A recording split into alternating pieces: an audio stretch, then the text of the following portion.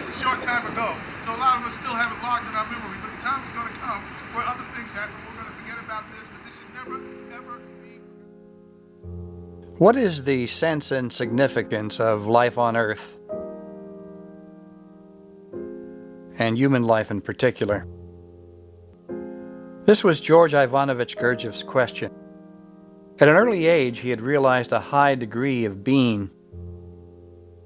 Experiencing the mindless mechanicality of man, the wars, the destruction, the misery, the question arose in him: why is there life on Earth? What purpose does it serve, if any? Gurdjieff studied Orthodox religion and science, but their answers didn't satisfy. He came to intuit that the wisdom societies of ancient civilizations held the key to man's true identity and purpose. Humanity, he recognized, was in dire need of this knowledge, for humanity had entered a crucial period in its development. Unless the wisdom of the East and the energy of the West, he said, could be harnessed and used harmoniously, the world would be destroyed.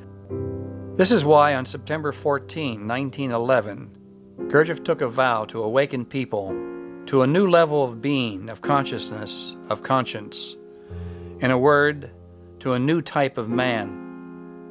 He vowed to introduce and establish in the West the esoteric teaching of self-transformation he had discovered, one, he said, that was completely unknown up to the present time.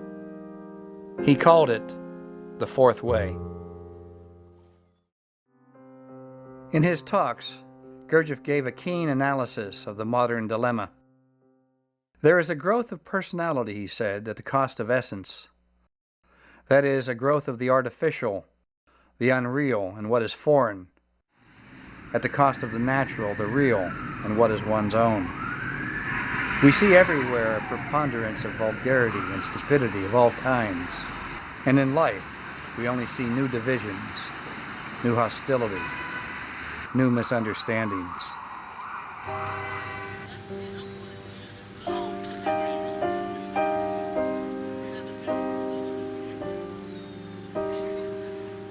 Gurdjieff called this the terror of the situation. To avoid a complete disaster, it was necessary to achieve world harmony as soon as possible. It could not be achieved by politics, philosophy, religion, or any organized movement that treated man in the mass. It could only be accomplished through the individual development of man.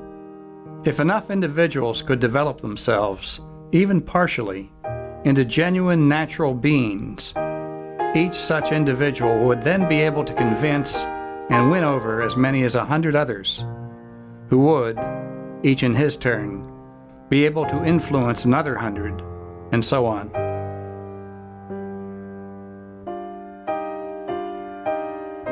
In sum, what Gurdjieff was saying was that everyone, like Atlas, would hold up, be responsible for their own world, and thus the larger world.